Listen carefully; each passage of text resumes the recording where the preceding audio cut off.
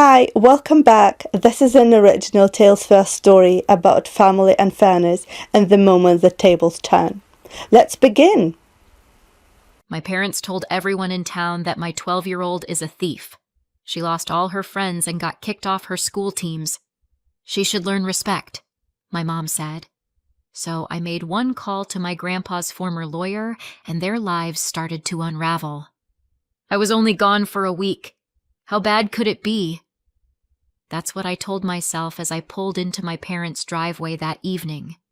A week, 7 days, one suitcase, one work trip, one set of grandparents who'd been begging to have some special bonding time.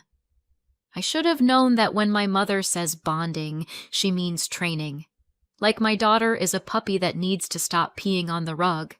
The porch light was on, the curtains were drawn.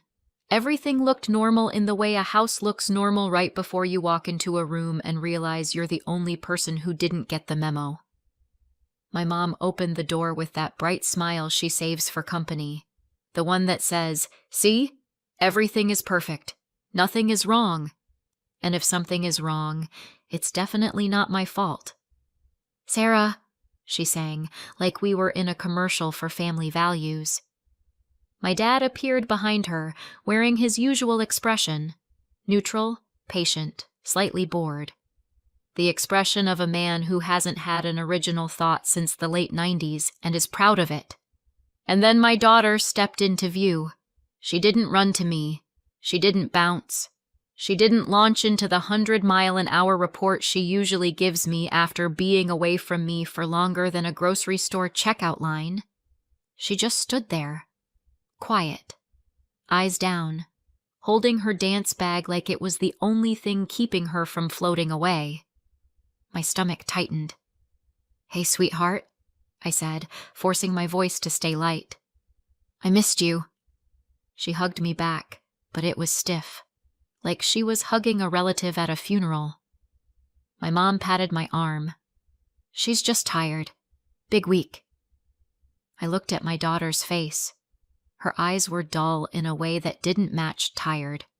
Her mouth had that tight line kids get when they're trying very hard not to cry, not to talk, not to do anything that might crack the dam.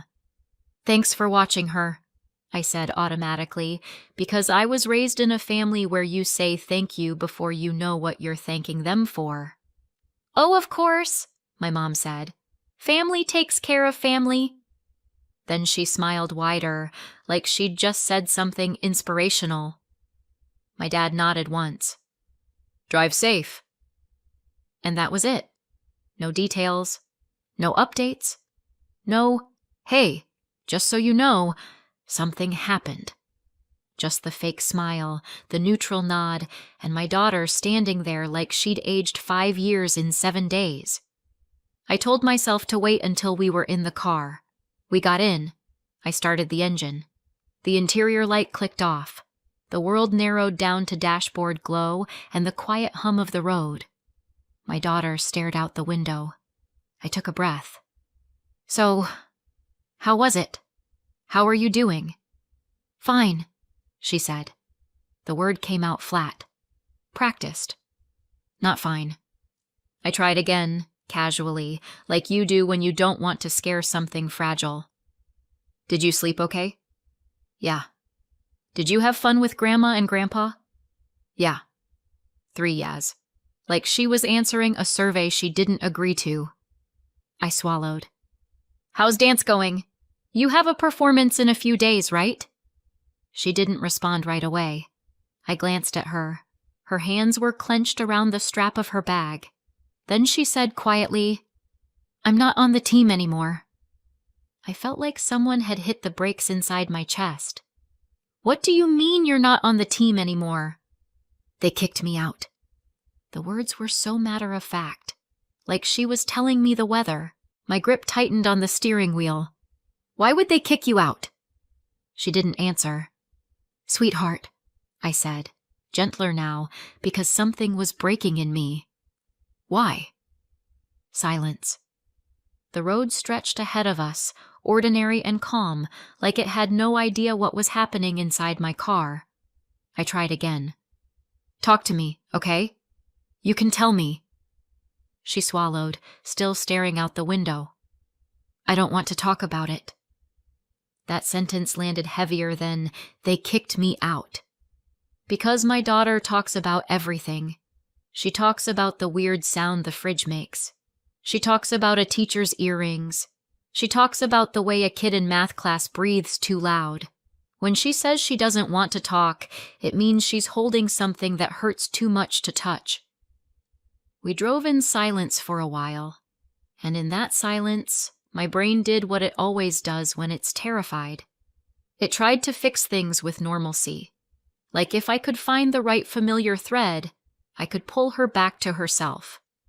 So I said, lightly, like I wasn't internally screaming, "Do you already have a present for Sophie for her birthday on Saturday?" My daughter's jaw tightened. "I'm not going," she said. I blinked. "What do you mean you're not going? You've been talking about Sophie's birthday for weeks." "I'm not invited." The words were small. The meaning was enormous. I felt my pulse in my throat. "Why aren't you invited?" She didn't answer. She stared at the window, the streetlights passing like slow, blinking eyes. I kept my voice calm because that's what you do when your child is in free fall. You don't scream. You become the ground. But inside my head, I was panicking. Who is this kid? Where is my kid?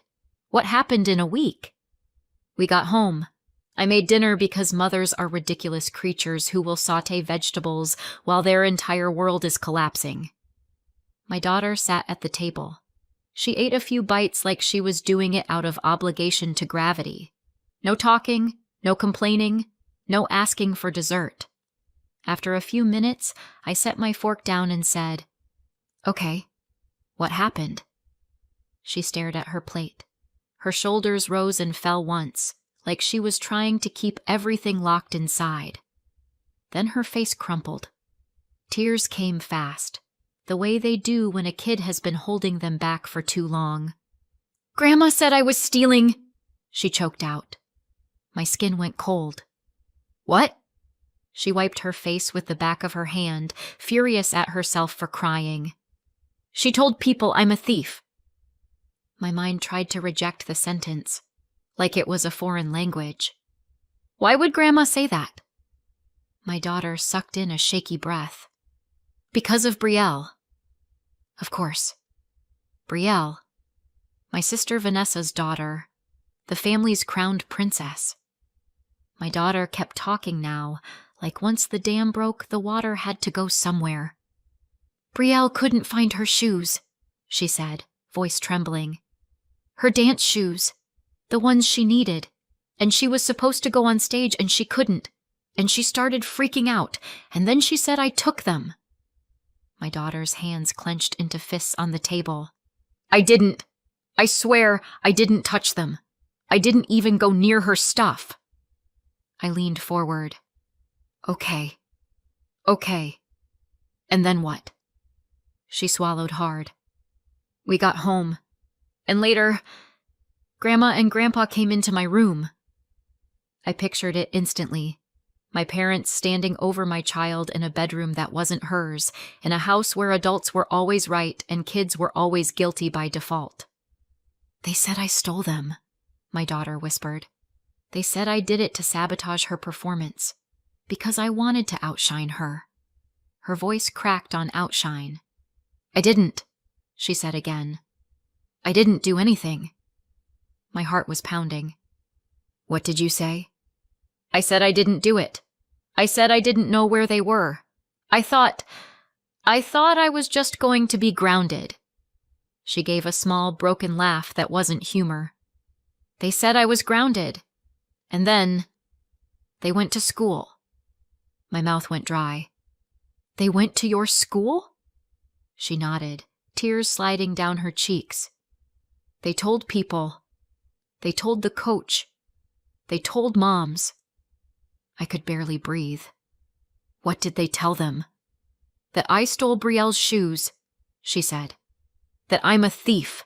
I stared at my own kitchen wall as if it might explain how my parents became people who could do this to a child. "And the shoes?" I asked, voice tight. Did they ever find them? My daughter wiped her face, shaking her head. They said they found the shoes later, back at their house, in the hallway by the front door. They even showed them to me, but I didn't see them find them. They just held them up and said that meant I must have put them there. She looked up at me, eyes wide. Mom, I never took Brielle's shoes. I never touched them. I don't know how they ended up back at the house, but it wasn't me. I believed her. I didn't have to think about it. I believed her the way you believe gravity exists. And then, she swallowed and stared at the table edge. They kicked me off the team. Her fingers worried at the seam of her sleeve, pulling and releasing the thread like she didn't know what else to do with her hands. And everyone started acting like... She searched for the word, then lowered her eyes. Like I'm not safe. A few seconds passed, then quieter. Sophie won't talk to me anymore. I stopped what I was doing without meaning to. The dish towel hung half-folded in my hands. Sophie wasn't just a name. Sophie was the birthday on Saturday. Sophie was the girl who had been in our kitchen 100 times, leaving hair ties on the counter and laughing like she belonged here. Sophie, I said. My daughter nodded once. She kept looking down. She said, if I'd do it to Brielle, I'd do it to anyone. She said it like she was repeating a line she'd been forced to memorize. No tears, just the words, placed carefully on the table between us. I set the dish towel down. Not fast, not dramatic, just flat. Okay, I said, steady. Thank you for telling me. Then I picked up my phone, and I called my parents. My mom answered on the second ring, cheerful. Hi, Sarah. I didn't bother with greetings. What did you do? There was a pause. Then my mom sighed like I was being dramatic. What are you talking about? You told people my daughter stole. My mom's voice sharpened. She stole Brielle's shoes. My hands were shaking. How do you know? She couldn't find them, my mom said, as if that was proof. And then we found them at home in the corridor. I blinked. In the corridor? Yes, my mom said. Right there. That doesn't prove anything, I said, trying to keep my voice steady. Maybe Brielle left them there. Maybe she forgot them. My mom made a small scoffing noise. Brielle wouldn't do that. So you don't actually know, I said, my voice rising despite myself. You don't actually know my daughter stole anything. My dad's voice came on the line now, low and irritated. We know. No, I said. You assumed. And you destroyed her life over an assumption. My mom's tone shifted, not defensive, not guilty, righteous. Sarah, she said, like she was explaining something simple to a slow child. Even if she didn't steal, she still needs to learn respect. I went still. What did you say? She needs to learn respect, my mom said again, calm as ever. Across the table, my daughter had stopped eating. Her hands were tucked under her thighs like she didn't trust them. You called her school, I said. We told them what happened, my mom replied. They needed to know. You didn't know, I said. You assumed. My dad's voice cut in, flat. We handled it. I swallowed. Did you even ask her what happened before you started telling people? A brief pause. Then my mom said, sharper, this isn't a courtroom, Sarah. No, I said. It's her life. My mom didn't soften. Even if she didn't take them, she still needed consequences. I ended the call. The kitchen went quiet. My daughter looked up at me like she was waiting to see what kind of world this was going to be. I set the phone down and nodded once. They'd turned 1 week into a weapon, and I was done letting them use it. They didn't know it yet, but soon I would be making a call, and this call would change everything. The respect obsession didn't start with a missing pair of shoes. It didn't start with my daughter. It started with me. I didn't understand that for a long time. Or maybe I did, but I didn't want to. When you grow up in a family like mine, you learn how to make yourself small in ways you don't even notice. My sister Vanessa was always the favorite. I couldn't have told you why if you'd asked me at 8 years old. I just knew it the way you know which side of bread has the butter. There's a moment I still remember, like it stuck under my skin. We were at the dinner table. I was maybe 11. My dad asked something simple like how school was going. I answered. Not loudly, not rudely, just answered. My dad cut me off mid-sentence. Don't interrupt. I froze, confused. I had been asked a question. I was answering it. A few minutes later, Vanessa interrupted my mom to tell a story. My mom laughed. She's so confident. I remember sitting there with my hands in my lap, staring at my plate, realizing the rules changed depending on which daughter was speaking. That pattern followed us into adulthood. Vanessa got celebrated, I got managed. Vanessa got excused, I got corrected. And when I got divorced, I needed help. Not because I wanted to cling to family, but because life is expensive and childcare is real, and sometimes you're just trying to survive without collapsing on the kitchen floor. My parents offered support.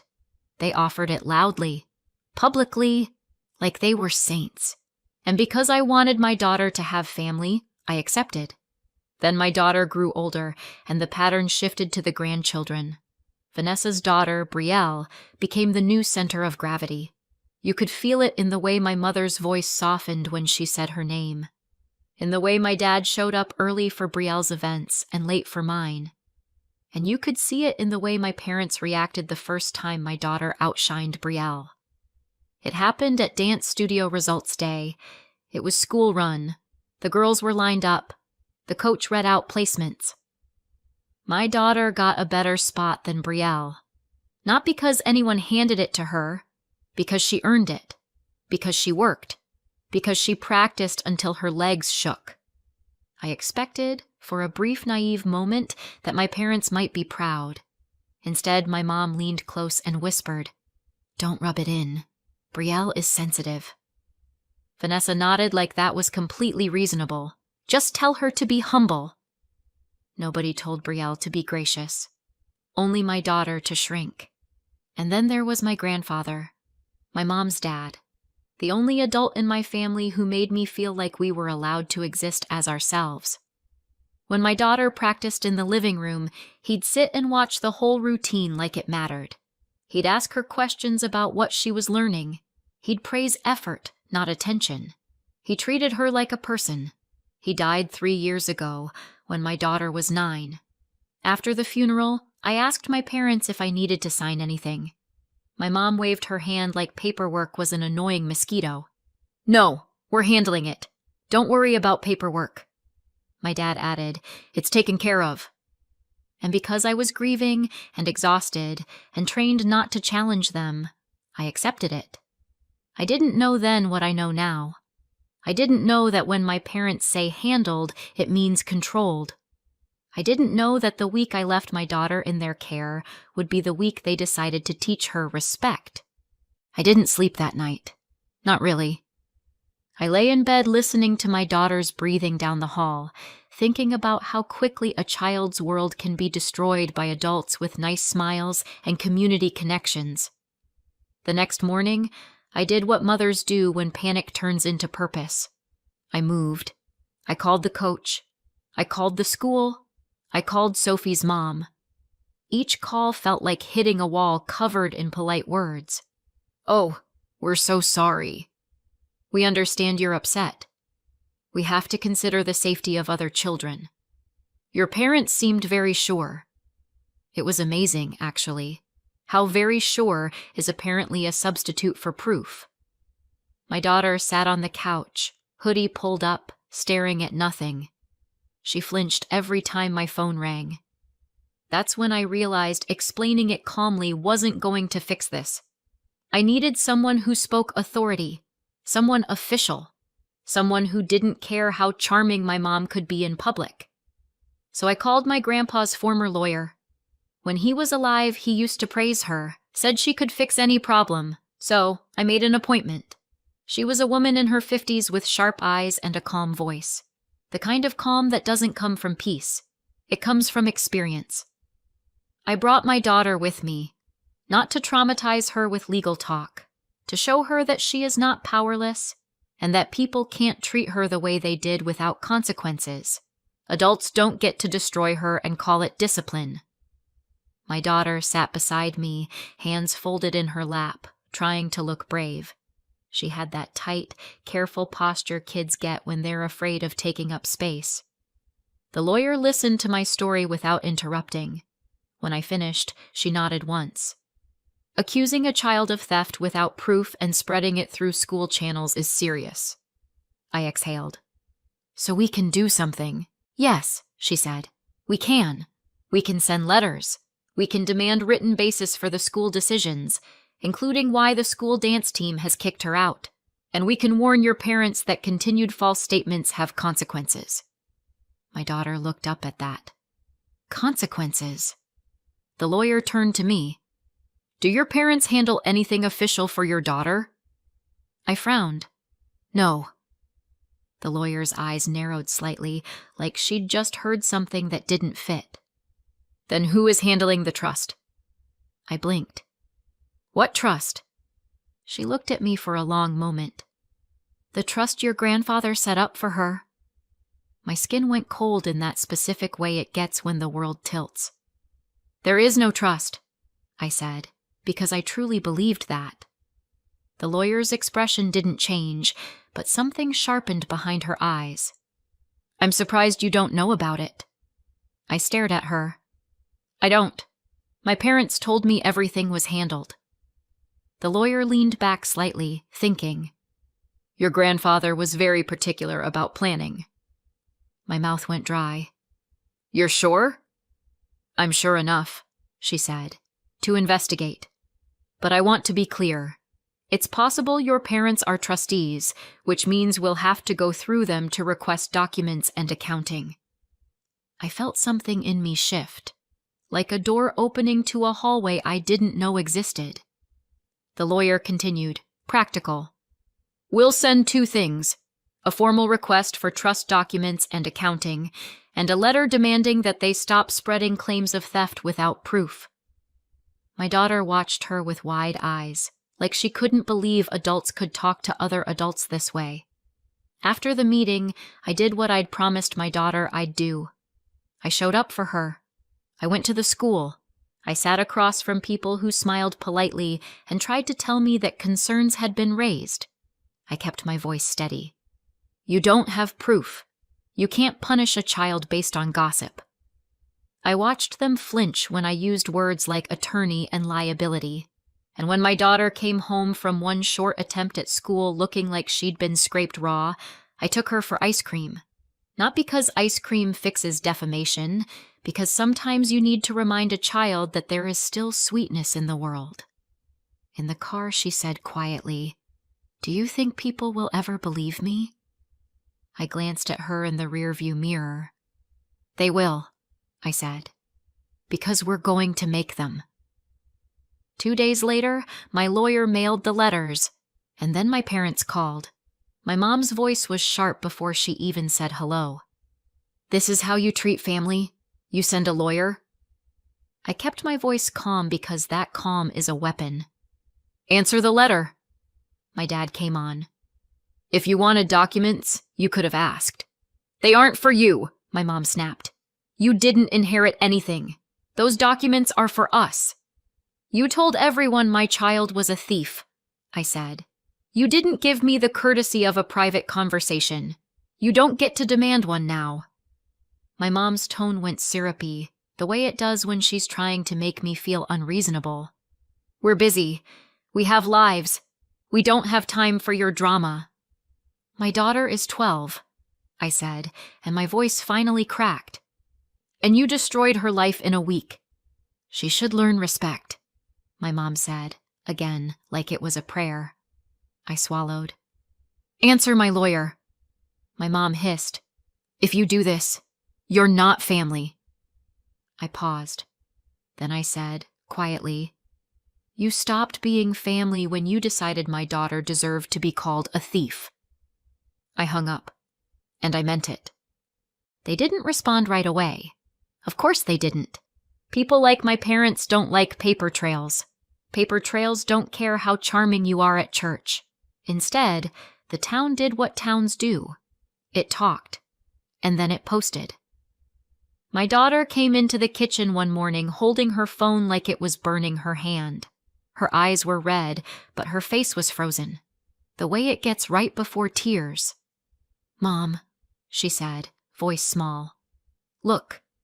She handed me the phone. There was a post. Someone I vaguely recognized. Someone who had probably smiled at me in the grocery store last month. The post was long, dramatic, full of moral outrage. It was about my daughter being a thief, about me being a mother who refuses to discipline, about how I was using lawyers to threaten honest people. Comments stacked underneath like bricks. She stole, and now her mom is suing everyone. Kids like that need consequences. Sarah always spoiled her. If she stole, punish her. Imagine defending theft. She's teaching her daughter to commit crimes and play victim. My hands went cold. My daughter whispered, they think it's true. I swallowed. I know. She swiped again and showed me another screen. A group chat. Kids from school. Her name in the chat like it was a joke. Thief, liar, freak. Someone had written, don't let her near your stuff. Someone else. Her mom is crazy. She's suing. My daughter's breathing hitched.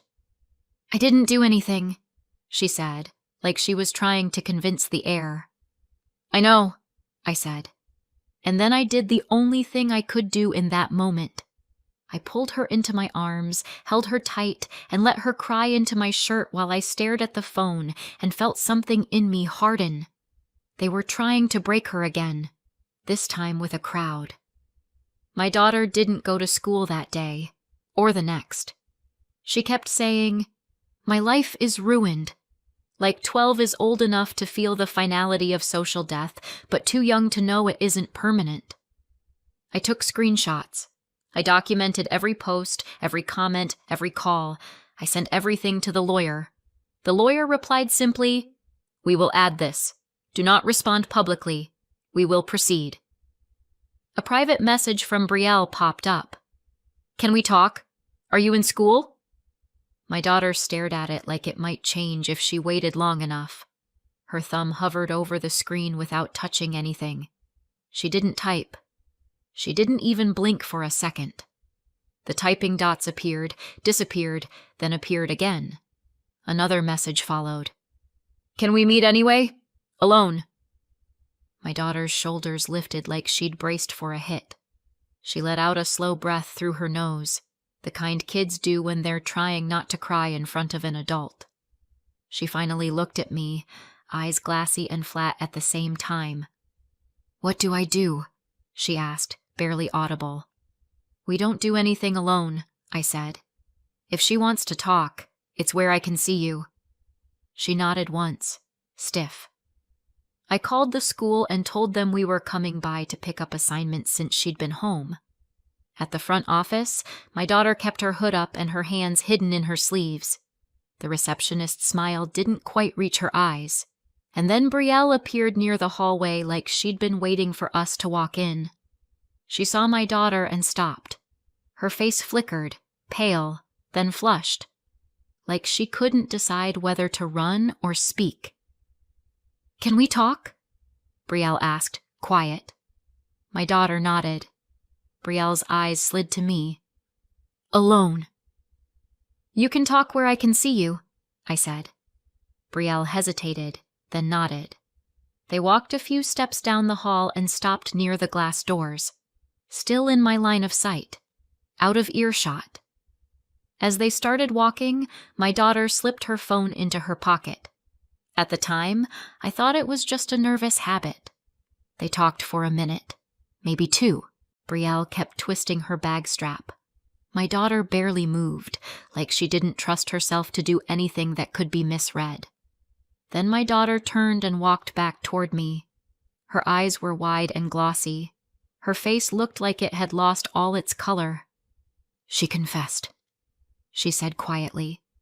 I kept my voice even. "Confessed what?" My daughter swallowed hard. "I recorded it." "You did?" She nodded quickly.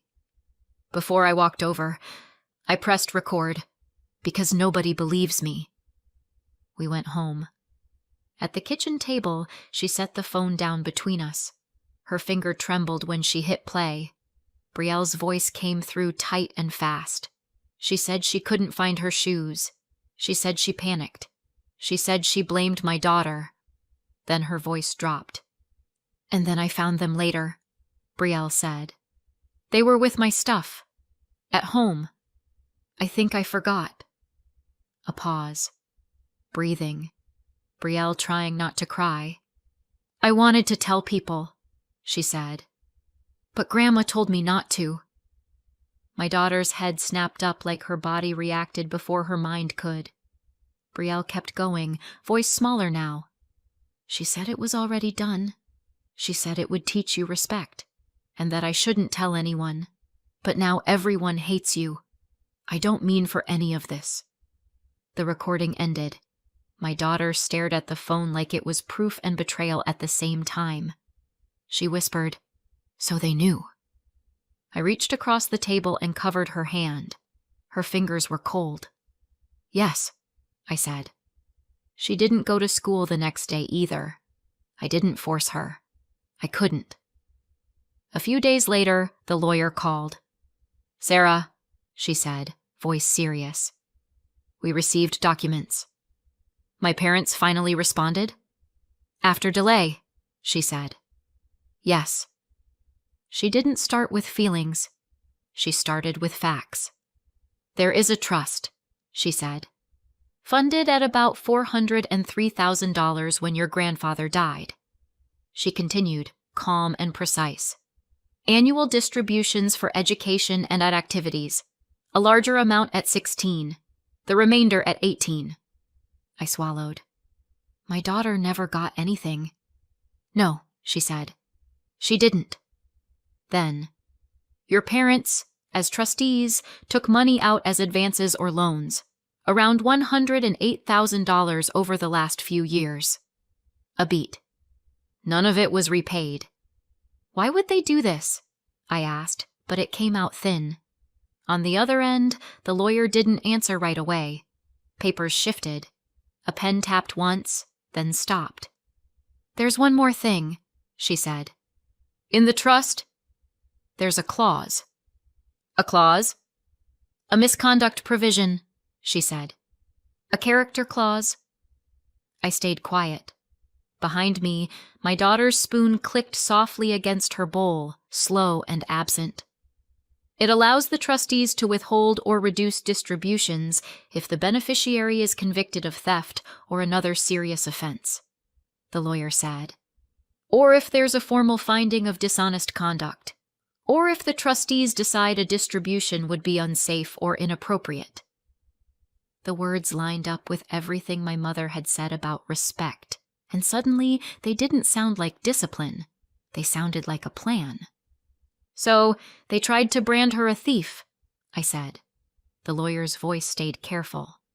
"This smear campaign alone probably wouldn't trigger it. Not without something official." "But it could be the start," I said. "Yes," she replied. "A pattern. Something that makes a later accusation easier to push into an official record." I lowered myself into a chair. My daughter looked up from the table, not asking what was said, just watching my face like she could read the answer there. "If it ever did get official," I asked, "what happens to the money?" "It doesn't disappear," the lawyer said. "It follows the trust. Alternate beneficiaries." My mouth went dry. "Who?" "Potentially your parents," she said. or another named branch of the family. I turned and looked at my daughter, shoulders hunched, hands wrapped around her spoon like it was the only steady thing left. 12 years old and already learning how quickly adults can decide who you are. "Send me everything," I said into the phone. "I will," the lawyer replied. "And don't engage with them directly. Keep every message, every post, every call." I hung up and stood there for a second, phone still in my hand. My parents hadn't just punished a child. They'd been setting a trap, and they didn't know it yet, but they were the ones standing closest to it. By the time everything caught up, the story had already changed. The assistant principal didn't interrupt when I played the recording. He didn't nod. He didn't frown. He sat perfectly still, hands folded on the desk, eyes fixed somewhere just past my phone. When it ended, he didn't look at me right away. He reached for a legal pad, tore off the top sheet, and slid it into a folder without reading it. Then he said, "We'll need a copy of that." "Not can we. Not if you don't mind." That's how authority actually works. Quiet, sudden, and allergic to embarrassment. Within days, my daughter's record was corrected. Not announced. Not apologized for. Corrected. The school activities office followed suit. The coach called her back onto the team with the kind of voice people use when they're trying very hard not to admit they were wrong. Once the adults stopped treating rumor like evidence, the kids followed. The group chats went quiet. The posts stopped getting traction.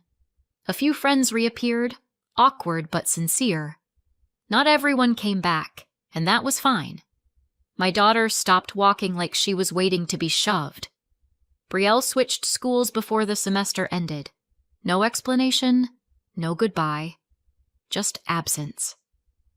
Small towns love closure as long as it doesn't require accountability. Then came the part my parents assumed would never see daylight. The trust wasn't small. It had been funded at about $403,000 when my grandfather died. It wasn't meant to sit untouched until adulthood. It included annual distributions of $2,500 for approved activities and education, a larger amount at 16 and the remainder at 18. My daughter had received nothing. Meanwhile, my parents, trustees by title, not behavior, had been helping themselves. About $108,000, labeled as advances or loans, with no repayment plan and no disclosure. Money quietly pulled out over years, while telling everyone else to show restraint. When the accounting traced the funds, it got uglier. Some went to my parents. Some went to Vanessa and Brielle. One grandchild's future used to pad another's present. They were ordered to repay it. They didn't have the money. They asked Vanessa. Vanessa declined. So they sold the house. The same house where my mother had lectured a 12-year-old about respect. The same living room where my father had nodded along while lies hardened into facts. They moved into a rental they would have once described as temporary. The money went back into the trust. The balance was restored. The trusteeship was changed. I became the one signing off. My daughter can't touch it yet. She doesn't need to. What she needed was protection, not spending power. The social fallout was quieter than the accusations, but far more permanent. Invitations stopped. Calls went unanswered. People who had been very comfortable condemning a child became suddenly busy. I went no contact, no announcement, no final confrontation, just silence where entitlement used to live. My daughter still has days where she remembers, days where certain hallways feel longer than they should. But she knows now that the truth doesn't need volume, just proof. And the people who wanted her to learn respect taught her something instead. That accountability eventually arrives, and it never knocks politely. So tell me, did I go too far or not far enough? Let me know in the comments. And if you want more stories like this, subscribe.